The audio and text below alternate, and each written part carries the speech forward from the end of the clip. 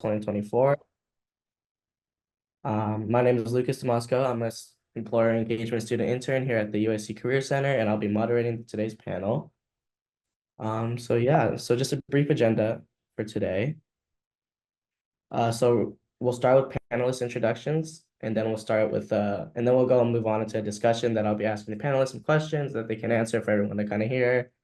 And then we'll go into a student Q&A session with the whole group, and then we'll have an opportunity for you guys to go into breakout rooms with these individual representatives from these firms, where you can ask them a question in kind of a small group setting. And then from there, we're gonna kind of just go return back and then do some closing remarks. So yeah, we're gonna get started with panelist introductions. So so these are all our panelists, and then we'll start with Jennifer, if you wanted to get started on the introduction.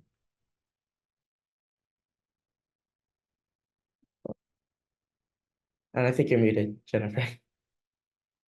Okay. Sorry, someone has to be on mute unexpectedly for every call, so I've checked that box for everyone. Thanks so much for having me, and really excited to talk to everyone today. I'm Jennifer Eisenberg. I'm a director with Transformation Delivery at KPMG and an alum from USC. Go Trojans! I had my MBA from there and went through the PM program. And over the last 20 plus years have been leading a complex of business transformations with clients. About half of that experience is in industry and half in consulting. So it's been really interesting leading from both vantage points, and excited to hear from all you today. Great, thank you. And then Jenny, if you wanted to go next. Sure. Hi, everyone. My name's Jenny, and I'm based in LA. I live in Marina del Rey, for those of you who are familiar with the West Side. I graduated from USC in 2022 from a program called the World Bachelor in Business, WBB. Maybe some of you have heard of it, but if not, no worries. It just means I only went to USC for 2 of my 4 undergrad years. And I joined EY Parthenon straight out of undergrad, and I've worked on a myriad of different kinds of projects in the public sector, financial services, and now have been on a tech spin for the past year or so. And before joining EYP, I have some public sector experience and then pivoted right into consulting my senior year, and have listed some of my hobbies and interests outside of work below as well. So excited to get to know you, and if you have any questions about anything specific here, can't wait to answer them later in the breakout rooms. Great, thanks. Moving on, Zane. I'm not sure if he's here yet, but No, I'm on. great. Nice to see everyone. And thank you, Lucas. Zane Sheikh, manager at McKinsey, based out of the New York City office, also a former SC alum, class of 2016. Excited to be speaking to you all. I focus my work at McKinsey on the private equity sector, primarily both across fintech and health tech, primarily serving both investors on new investments as well as their portfolio companies on growth strategy topics. So whether it be product strategy, go-to-market strategy, etc. Prior to McKinsey, I actually started my career at KPMG out of USC. So I was actually on what is now called Transformation Delivery Team. So way back when, and then I was at Accenture after that, where I was a senior manager on the financial services, both strategy and consulting team. So have a good little variety of consulting firms and hopefully no more hopping of consulting firms. Looking forward to chatting with you all. Perfect. Then Waylon, if you wanted to go next. Yeah, thank you, Lucas. So yeah, just a quick happy Mid-Autumn Festival to all that celebrate. This is typically an Asian festival where we celebrate like our families and bring our families together. And so I'm happy to be here with my Trojan fam. So yeah, just to go off of that, my name is Wayland. I graduated SC in 2022, so same class as Jenny. I graduated as an econ major and was a campus hire to Deloitte Consulting. And so if you're interested in knowing that pipeline, I'm happy to talk about that in our breakout sessions. Primarily, I work in the TMT industry, which is tech, media, telecom. And I've also dabbled in the crypto industry for internships. So if you're interested in that, we can talk that as well. My main hobby is basketball, and so yeah, I do go back to SC quite often every week. So yeah, say hi if you see me on the courts. Glad to be here with everyone. Great, thanks. And then Jessica, if you wanted to introduce yourself. Sure. Hi, my name is Jessica. I am based in Los Angeles. I graduated from Marshall in 2021. I'm currently at LEK Consulting, so I'm a senior consultant in our med tech practice, so focused primarily on med tech, supply chain, healthcare services. Prior to joining LEK, I spent about 10 years in industry working at a healthcare system called Presbyterian Healthcare Services, and then spun up an innovation department there and a startup that I worked at for a year as the chief of staff. And then in my free time, I have 3 dogs, so that keeps me pretty busy. It's great to meet everybody and looking forward to this conversation. Great. And then last but not least, Andrea, if you wouldn't mind introducing yourself. Yeah. Hi all. Nice to meet you all. I think I'm the only person that didn't go to USC here, but I did my undergrad at NYU. I'm also a history major, which is kind of unique in that not a lot of people in consulting are history majors. Have been working at Accenture now for 3 years. Started off in financial services, and fun fact, Zane, who's on the call, was actually one of my first managers. So that's funny. And then transition to software and platforms, do a couple of different things within software and platforms. A lot of like process design, reorg stuff with them. And yeah, I think I grew up in Houston. My family's originally from Mexico. So I help out with a lot of the recruiting and a lot of the relationships with the Latin student orgs at USC. So if anyone wants to reach out to me for that, that's great. Yeah, excited to meet you all and answer your questions. Great, thank you all. So now we'll kind of go into the more formal Q&A session. So I guess we can go in the order that you guys did your introduction. So Jennifer will go first. So the question I'd like to ask you guys is, as people currently working in corporate, what changing industry trends have you noticed over the past years? And do you have any recommendations for students sitting in on this panel to focus on in their studies to make themselves more marketable to reflect these changes? Yeah, so one of the biggest trends, I also support TMT, is just the pace of acceleration, and every 3-4 weeks, truly, we are reassessing and reevaluating, updating, because just the pace of technology right now is just unprecedented, and innovation in the marketplace. So really being flexible and really staying up to date on the latest in technology, because I think that that's something that our newer grads and consultants and senior consultants are typically educating those who have been in the workforce a bit longer. So that would be a piece of input I would have for you. It's a really exciting time, though. I've been consulting for the last 13 years, and this is certainly the most exciting time that I've been a part of consulting and delivering value to our clients. Great, thanks, Jennifer. And then Jenny, I believe you're next. Yeah, so I think what might be helpful for those coming straight from campus could be understanding what delivering value at your respective level for the different industries can look like. And so if you're working on growth strategy or corporate strategy projects for a couple of weeks or months at a time, or if you're working on like deal management and really hand-holding the client through a deal, and that's what I've been working on for the past year, but in my first year, I was doing purely growth strategy projects. I'd say that understanding industry trends is more important than the first kind of project than maybe the latter. And where you really provide value is, especially as a 22-year-old, is not necessarily like a pure understanding of seeing where certain industry trends are going, but in reality, being able to understand your value on a team, but then also your value to the client and the impact that you can make. Great, thanks. Zane, I believe you're next. Yeah, sure.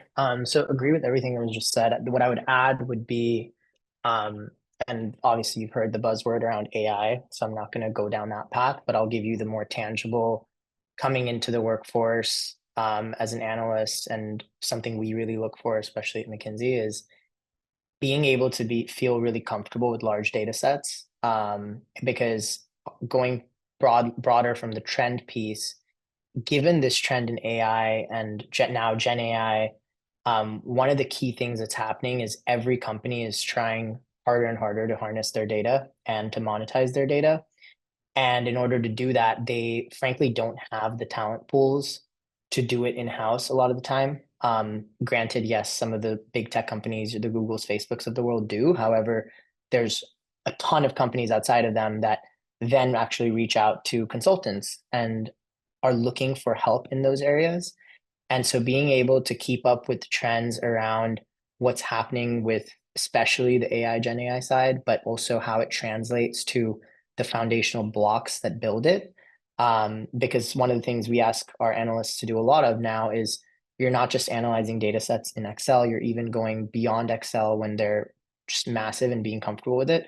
But I would say Excel is the baseline to make sure that you have that level of comfort to be able to draw insights and take from the data that's being shared from clients, because it's only getting larger and larger as they're trying to train their own models based on the pace of innovation in AI. Great, thanks for that insight. And then Waylon, I believe you're next.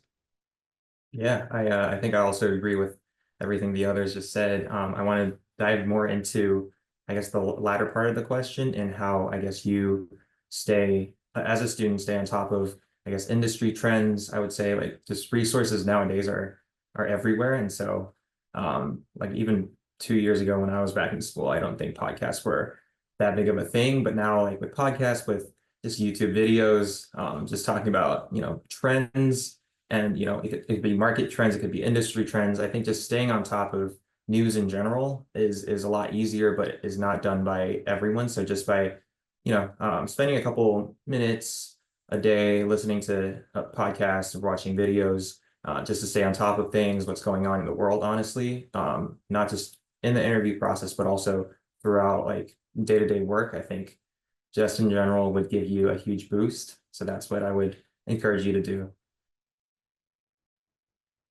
Great, and then Jessica, I believe you're next. Yeah, I mean, I agree with what the other panelists have said around, data and AI and some of these larger kind of macro trends. For me, as somebody who's kind of been more monocularly focused in healthcare, and if anybody's kind of interested in one specific industry vertical, then I think it's a lot, easier to kind of pay attention to what's going on in that space than to try to be a jack of all, kind of a generalist and understand, all kind of trends.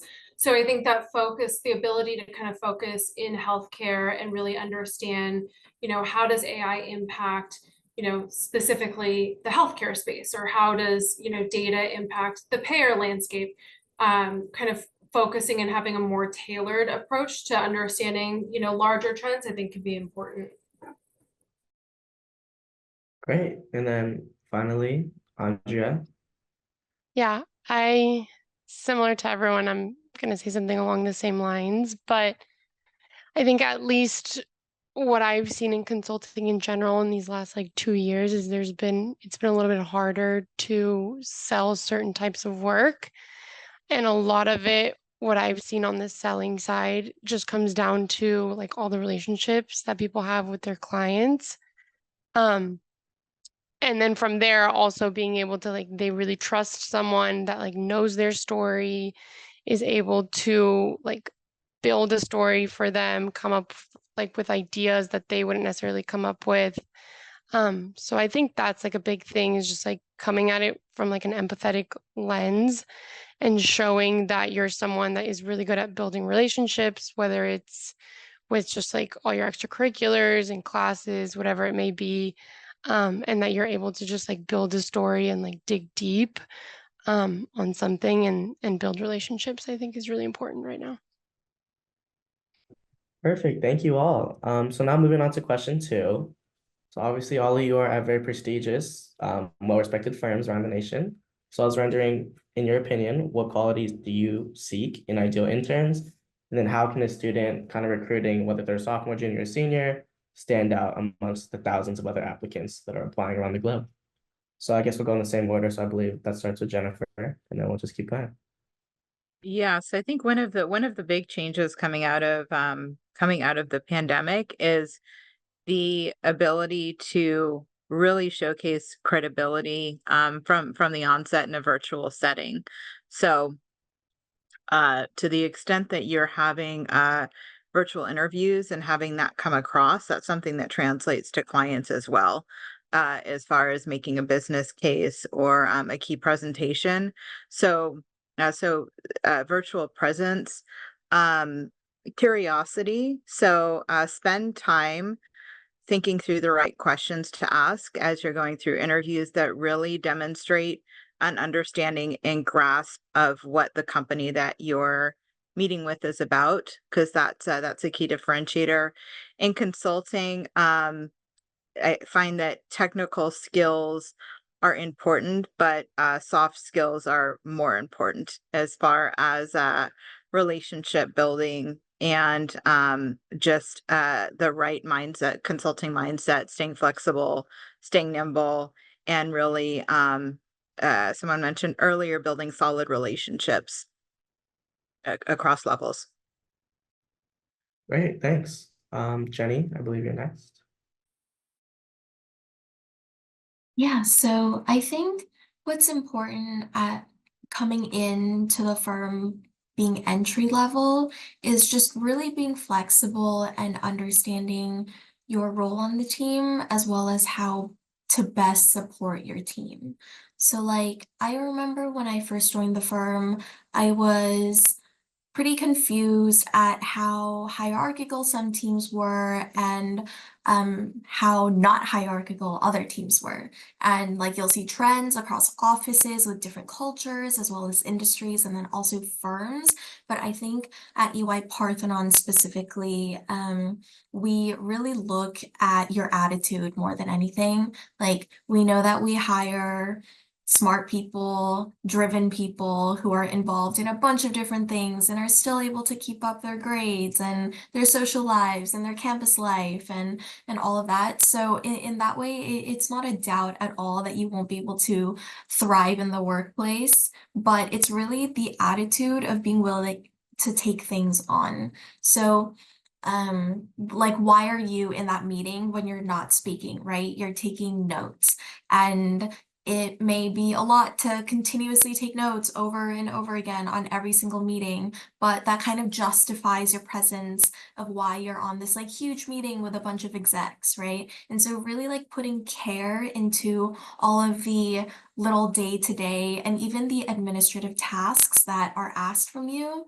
I think that willingness to do whatever and be flexible and be helpful to your team really makes you stand out. And we gauge that through our like one-on-one chats and like what kind of personality you have and what kind of attitude that you have towards it. And different firms, of course, have different cultures and people. But at Parthenon, I know that's like a huge thing for us.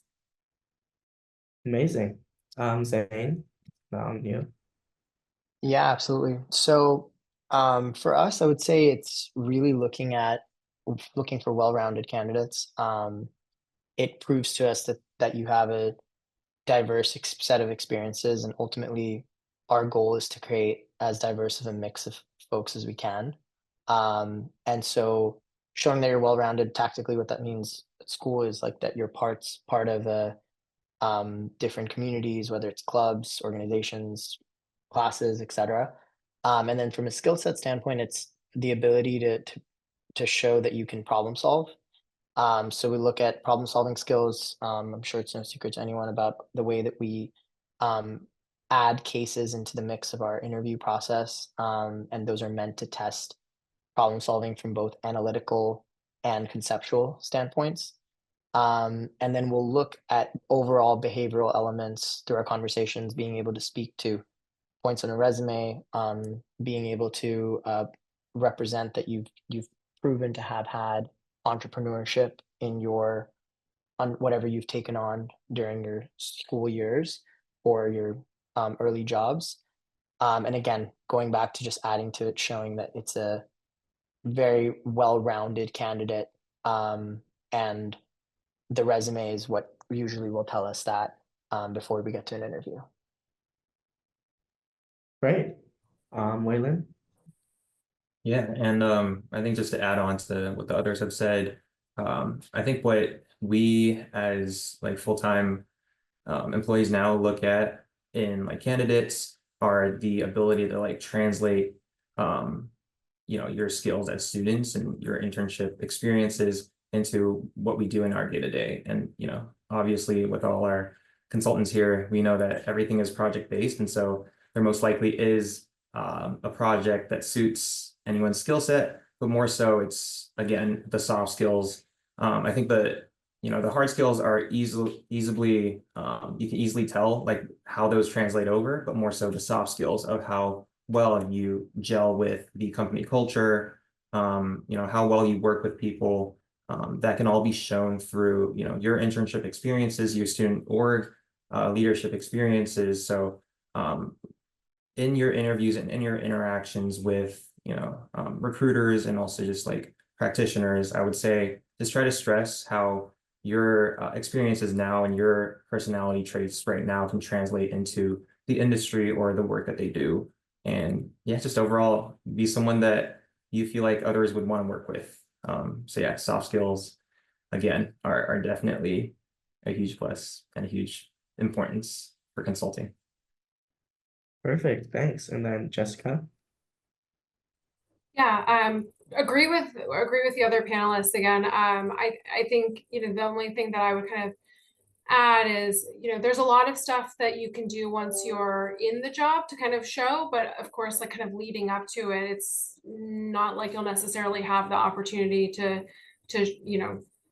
show everybody all of these things. So I think one way of kind of showing longitudinal interest in a specific firm is to reach out to people in your network and have those coffee chats to try to understand what specifically about one firm versus another you're more or less interested in, so you can kind of tell that story when you come for an interview and talk about why LEK or why Deloitte or why McKinsey.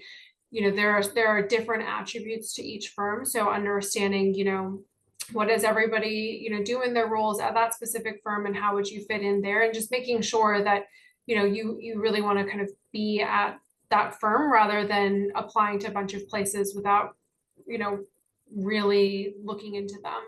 I think that always helps because you can always kind of tell when somebody's looked up what you do and can articulate why they want to be there.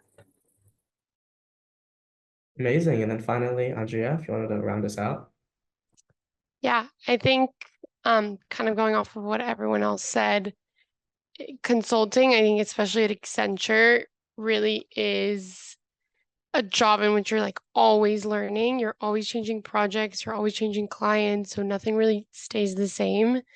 And at least on my end, it's like I have to learn about a whole new client every time. I have to learn about all their problems at a time. I have to learn if you're like implementing a product, you have to learn about the product. And so I think they really are, and it like kind of sounds, I guess, like cheesy when they say it, but it's true. Like someone that's like passionate about learning and enjoys learning and is curious. I feel like if that's something, if you're someone like that's a lifelong learner, I feel like consulting is great for you, and bringing something like that up in your resume or in your interview, I feel like is very valuable. And similar to what Jennifer said, it's as an analyst, I feel like it's you start off at a pretty basic level, and and a lot of it comes down to your soft skills, because hard skills you can always learn on the job, and you learn a lot of things on the job. So I feel like just being willing and able to learn at all times is important. And then I think my second thing too that I've noticed, especially coming in from being an intern to being full time, is just like making sure that you're showing you're proactive. As an intern, a lot of what I did was just like do whatever I was asked to do, or like change slides or whatever it may be, or take notes. And I think like once you start your full-time role, one of the things that like no one's expecting to do is just tell you what to do and you do it. And a lot of it is you taking that initiative and saying, if I have a question, I'm gonna look for the answer before I ask someone. Or um if you don't have anything to do, like going in and doing something else, or like something comes up on a call and you getting ahead of it before your boss asks you. I think that's super valuable and really big in consulting as well. Great, thank you all. And then I'll move to the final third question. So the past two questions have kind of been targeted more towards your advice towards students, but now this is a question more about your own personal experience at the firm. So I guess we'll start with Jennifer again. So outside of the professional development and clear kind of gradual progression in your career path, how has working at your respective firm contributed to your own personal growth? So Jennifer, if you wanted to get us started.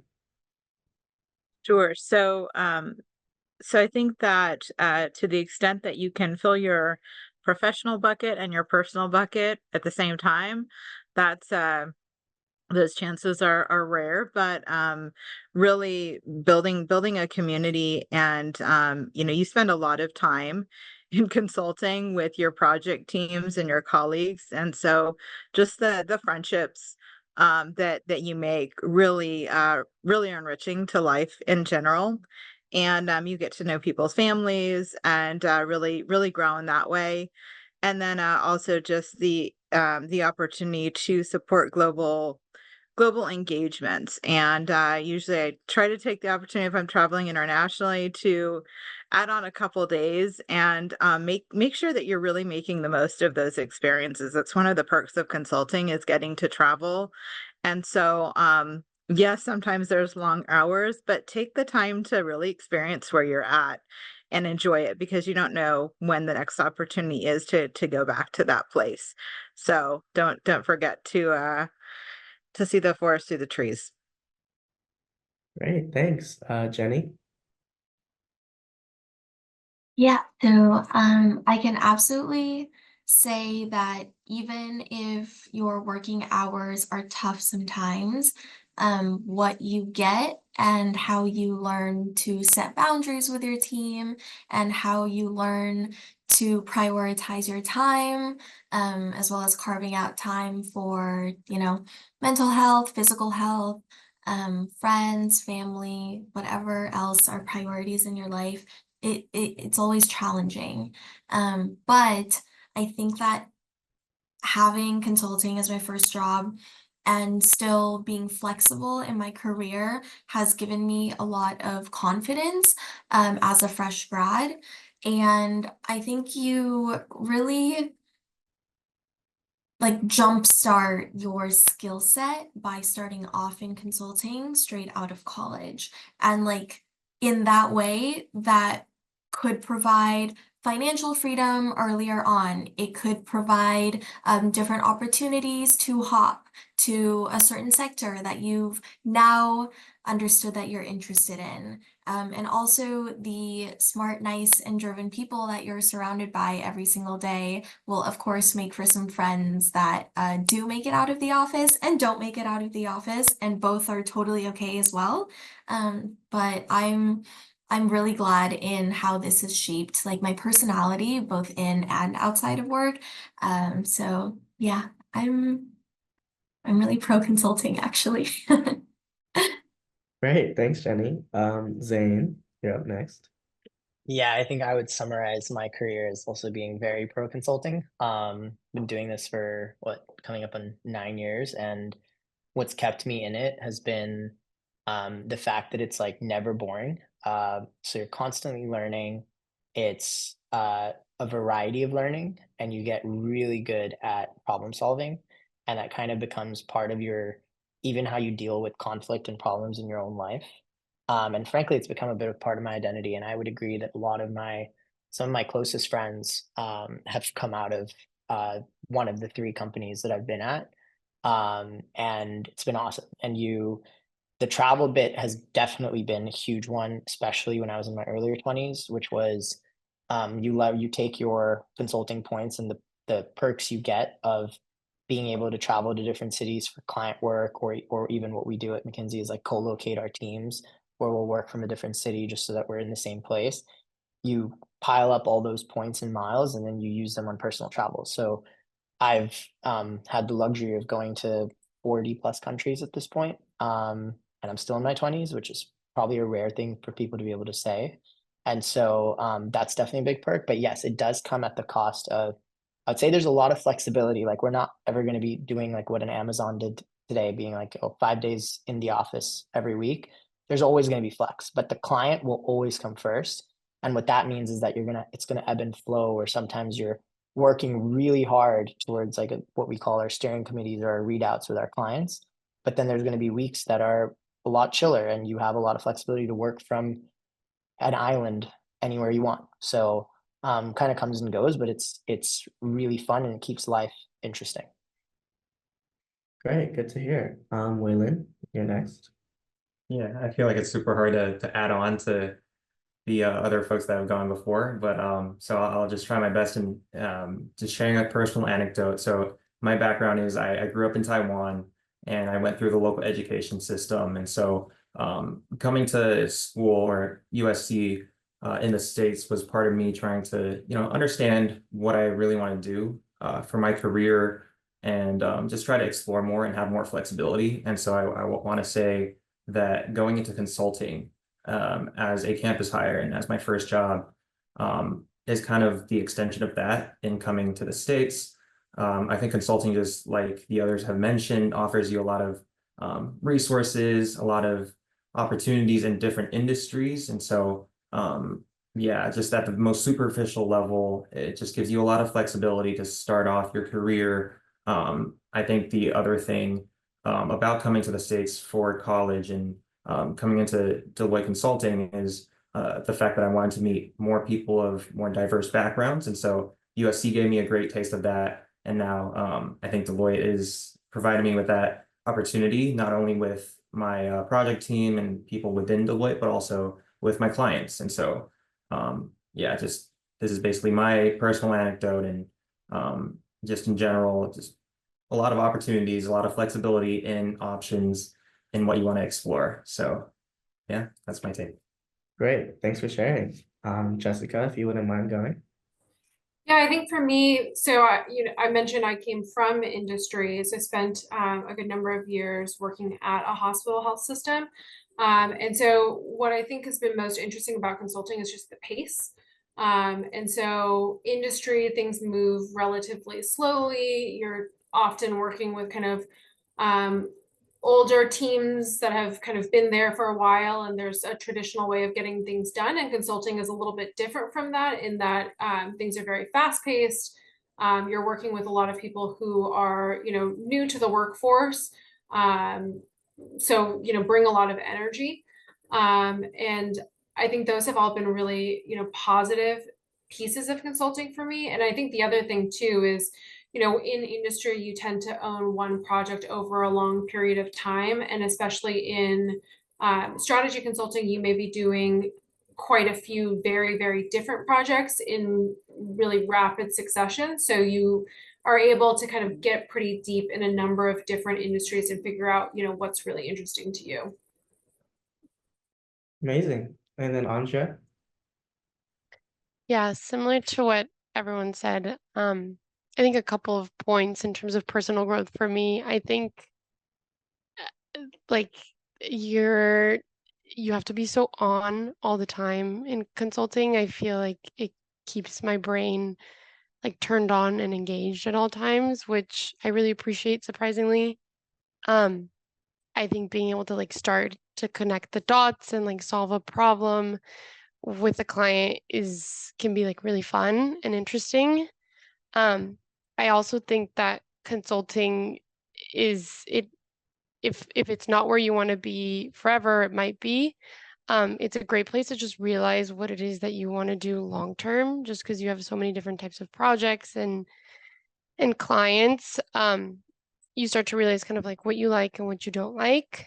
I think also on top of that, a lot of these consulting companies are quite competitive. So in order for you to like stand out, you have to do more than just deliver client work. You have to be either like a mentor, or we call it plus ones, which is basically just extracurriculars. So like an extracurricular can be like the hiking club or the sustainability club or whatever it may be, or recruiting, like campus recruiting. So I think it also, I don't think those are things that I would have had like quote unquote the time to do if they weren't something that would make me stand out. And I'm happy that they are things that make me stand out within my job, because it means that I can like actually incorporate them versus it's something that I may have not had the chance to do at another role or another job, is like pursue my extracurriculars and things that I really am passionate about. Amazing. Thank you all. So yeah, that concludes our formal moderated Q&A. So now we'll move more to the student Q&A. So just a reminder, so students with cameras on, and then if you raise your virtual hand, we'll get priority to ask questions, and then we can kind of move the chat, or if you, so yeah, if you want to raise your hand, and then we can get started with student Q&A.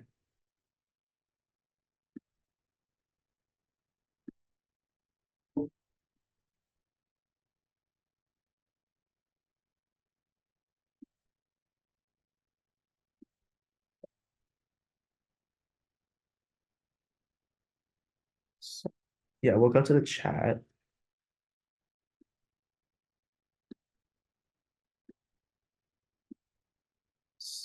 Okay. So Paula asks, could you share how you've leveraged resources within your organization, like employee panels or external courses, to support your professional growth as a consultant? So Jennifer, if you want to get started first.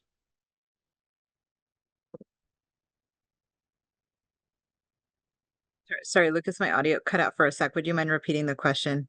Yeah, of course. So this comes from Paula. Could you share how you've leveraged resources within your organization, like employee panels or external courses, to support your professional growth as a consultant?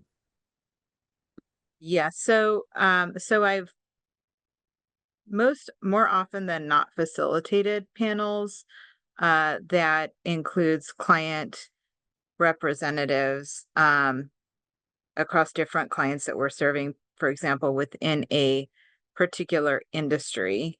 But we also offer employee panels. One example I think that would be really relevant for you all is the case study competitions. And those really provide a great opportunity to get in front of potential employers and leverage real life use cases to really showcase talents and also network. So in terms of panels, that's probably what I would recommend at this stage. But certainly to leverage those opportunities where you can. External courses, there's different types of certifications depending on your path. So we offer degree pathways and also different pathways around modular learning based on your area of focus. And so to really take advantage of those opportunities as they arise in different industry panels. Amazing. Jenny, did you also want to answer this? Sure. Besides like the typical trainings that we have access to, like we can take a bunch of different classes from different esteemed organizations like virtually, but then I can also dive a little bit into our like MBA sponsorship program, and like I think that's a big one. I know like some firms do it, not all firms do it. Parthenon, we offer to sponsor your MBA fully if you return to the firm, and then of course some other stipulations as well. And I feel like that's just like a really hard to pass up opportunity for most because it's like a 200K plus investment that the firm is making in you. And you get to come back at a higher level than you left. So the firm is really investing in you. And then when you come back, you can come back with all of your MBA networks across different industries, and then you can utilize that in your elevated position to really make an impact at the firm. And I'd say that that is absolutely a perk. And most industries don't fully sponsor that, but I know Parthenon and a couple other firms here do. So that's just a fantastic opportunity. Amazing. Zane, do you have anything else to add? Yeah, I think every consulting firm will have like what we would call a flagship training program. So where you go annually to whether it's a facility where everybody congregates for a training based on your tenure, or specialized learning opportunities. So like for example, at McKinsey will partner with different external sources. So things like Training the Street, if you're doing things around financial modeling, and more around our private equity practice. Or we have a bunch of courses. The latest one right now is training people up on AI and large language models, as well as being able to create business cases around it. It's stuff that's net new to everybody. So we usually will partner with an organization to do it. There's courses that you can do even before you start. For example, if you have like a period between an offer letter and the time that you're graduating, I've heard of people taking like data analytics courses on Coursera, or like project management related courses. So it's a mix of those, and then we also do offer the MBA program. It's super popular. You'll usually come in, do 2 years, then start applying and go at the end of your third year. Do 2 years in your MBA, which I consider is like your vacation from working super intensely. And then you come back, and as long as you do 2 years, on the back end, it is fully paid for as well. Amazing. And then if any of the other three, Jessica, Andrea, or Waylon want to add, they can. If not, we can move on to the next question. So just let me know. All right. So Kaizia, your hand was up first. Would you mind just asking your question? Yeah, hi guys, it was nice to meet you. So this might be kind of a more personalized question in the sense that just this summer, it kind of came to me that consulting was the kind of path for me. However, I feel like I just started that decision or kind of came to that conclusion a little bit late. And so I wasn't really on the path, my entire kind of like academic career towards consulting. And I was wondering if you guys have any pieces of advice or words of wisdom as to how I can maybe accelerate and get to the point where I feel prepared to take on a job like that, or what I can do to best, get myself the best opportunities in this industry and in this job. Great. So Waylon, Andrea, Jessica, because you guys weren't able to answer the last question, if you wouldn't mind. Yeah. Go ahead. Go ahead. I'll be super brief, Waylon. I think because I came from kind of an untraditional consulting background myself. And one of the things that I really made sure to focus on was like obviously doing well in school, having a good GPA, like showing that you're good at what you do, I think is important.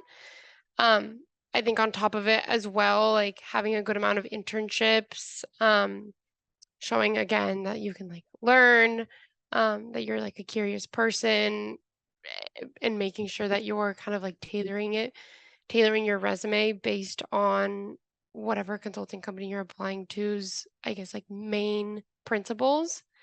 And then I think third thing for me is just like being really strong in your story. So like I was a history major, so it's a little bit harder to sell myself versus people that studied business or econ or whatever it may be. And I made sure to be like, my story was I'm really good at taking large amounts of information and distilling it, and that's why I'd be good at consulting or whatever it may be. So I think just like making sure that you have like a really strong story with both either your major, your minor, your resume, and being able to convey that in the interview or in your cover letter or resume, I think is really big, and just like honing in and making sure that you're touching on those core consulting skills in your resume.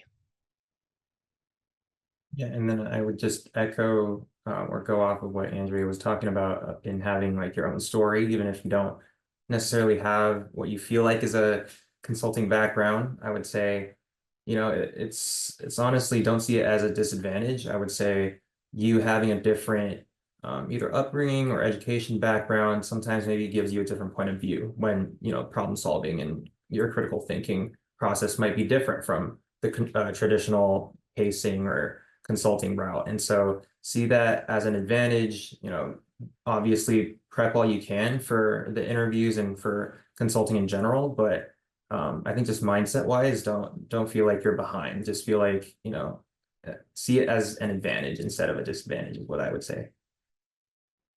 Okay, thank you so much. That was really appreciated and very helpful. Great. Unless anyone else has something to chime in, we can move to the next question. So Nick, I believe you were next. Hi guys, thank you all for coming to this event. And I'm curious about how each of your firms assess cultural fit during the recruitment process, and like what traits would suggest a candidate could, you know, do well when they ultimately join the firm. Yeah, so does anyone want to answer that?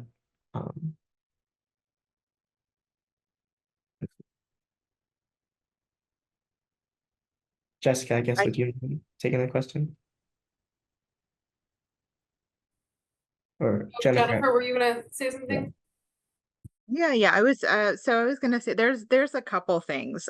So there's really where you spend your extracurricular time, if you volunteer, really contribute to the community in some way.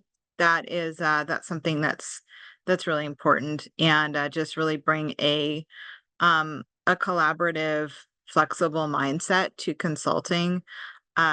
As far as how we determine that, so some of it's from your resume, a lot of it is from the conversations and the types of questions that you ask. As I mentioned earlier, really being thoughtful about that, and really thinking through where you want to get more insights so that it aligns with areas that you know are both important to you and important to the company that you're meeting with, and finding that intersection.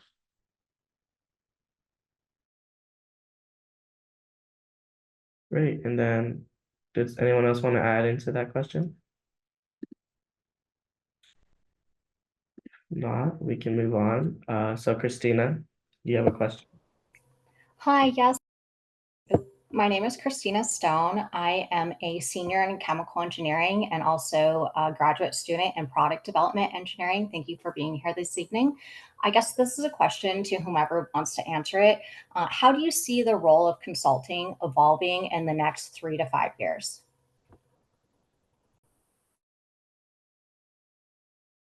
Yeah, so Jenny, Zane, Jessica, anybody, feel free to answer. If not, I don't want to call, but I'm happy to go for it. So yeah. we actually grapple with that question a lot. It's a great question, by the way. I think there's different elements of it, which is one, the business of consulting has lasted for so long. I mean, McKinsey's literally celebrating their 100-year anniversary. They've had to reinvent themselves and what they focus on, right? So whether it goes from being, we used to only do strategy work, we've now added in doing parts of implementation, and you kind of have to move with where your clients are going. So I would answer it in two buckets. It's the bucket of it'll continue to evolve based on client needs, which sounds very basic, but is truly the case where you see gaps in what clients are able to do on their own, we will fill and move faster to fill so that we can then do and help our clients with that. And then very tactically ourselves, something that we've launched our own Gen AI agent internally, and I'm sure other consulting firms have done similar, where we can take large amounts of data, synthesize it. We're even able to push out PowerPoints and Excels. And what that means is it doesn't mean that we're going to not have a analyst class. So there's like all of these things on Fishbowl, which is an app I don't recommend people using, but that's a whole separate debate. About why, like, are people not going to be hired anymore into consulting, or are we no longer going to need folks that are entry level? The answer is just like a flat no, because the reality is these tools are making us faster. So we'll be able to shorten timelines on what we can do. But it just enables us to take on more. And so that's something that we're already seeing. And I think it's going to accelerate with what we can leverage Gen AI for internally, even as we're doing our day-to-day jobs, to be able to do things in a shorter time frame, or to be able to do things at even a greater accuracy level. Great. Does anyone else want to answer that question? If not, we can move on. So yeah, Gigi, I see you have a question. You can make it a directed question or just to the general panelists.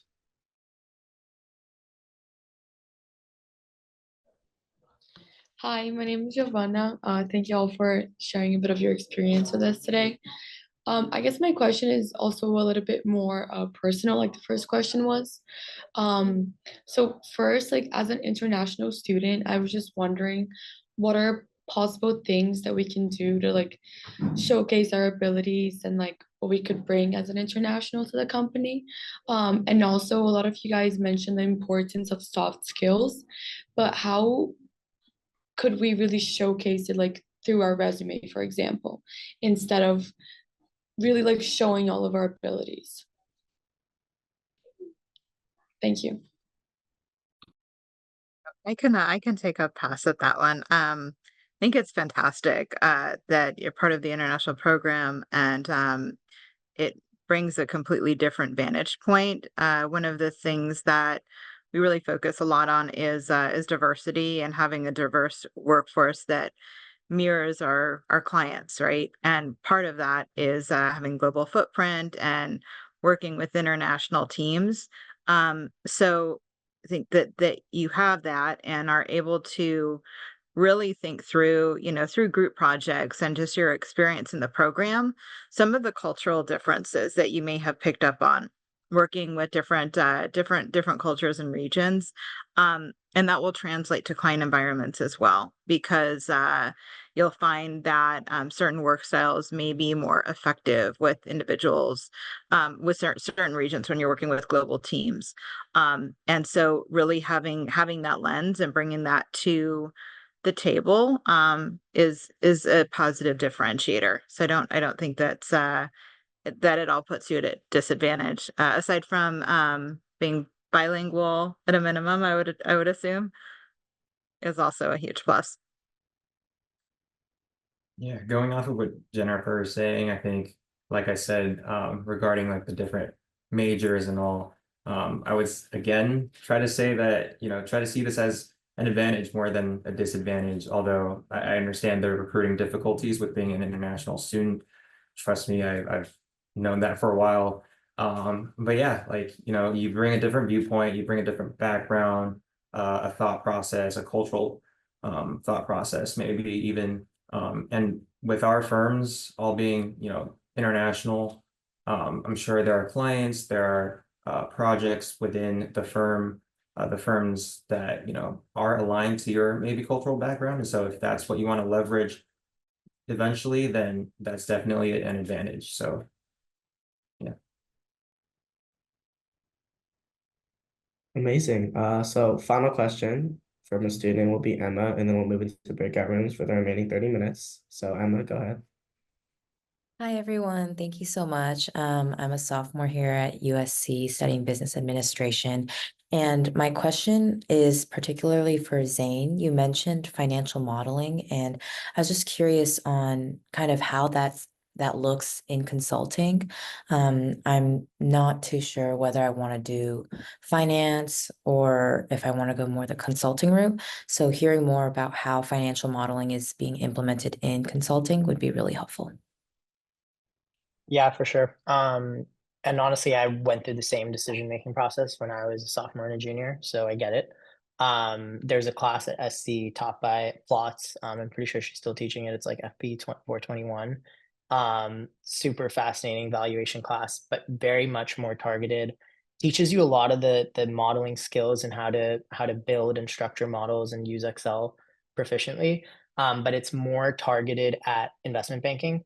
I would say within consulting, you're still doing modeling, but it's more business case oriented. So figuring out what are potential future revenues going to be based on initiatives that you're recommending for a client? What are associated costs going to be to actually do those, whether it's to acquire another company, to build a product or a business line from scratch, and then figuring out the ROI. And then there's definitely like certain sensitivity analyses that you do with that, but you're not building like a discounted cash flow or comparables analysis where you're valuing the company necessarily. If we are doing private equity work, for example, the PE would be doing that or the investment banker would be doing that. But I would say it's still helpful to take a class like the valuation class if you have the elective space, or even like a data analytics class, because it'll at least teach you the fundamentals of how to structure the tabs in a spreadsheet to make it dynamic. And that's still an expectation that you need to have. And it'll set you apart from others that might not necessarily have taken Excel courses, which USC does a great job at teaching folks, but there are other schools where people will have majors or they're just not prepared with certain very tactical things like PowerPoint and Excel proficiency. Great. Thank you so much. That was really helpful. I actually took a data analytics class, so I totally see where you're coming from in terms of how useful it is. Yeah, thank you.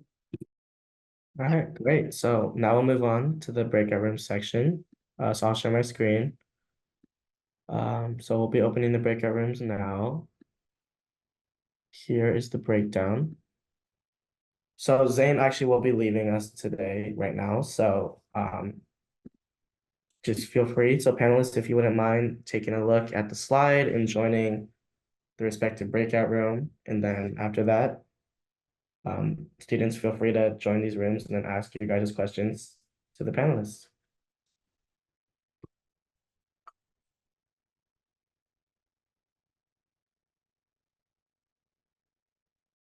So with that, that concludes the end of our panel. This is just a brief offering of all the Career Center kind of programming that we have. So obviously you guys all attended the Industry Insights panel today, and we have a bunch more coming up throughout this next semester.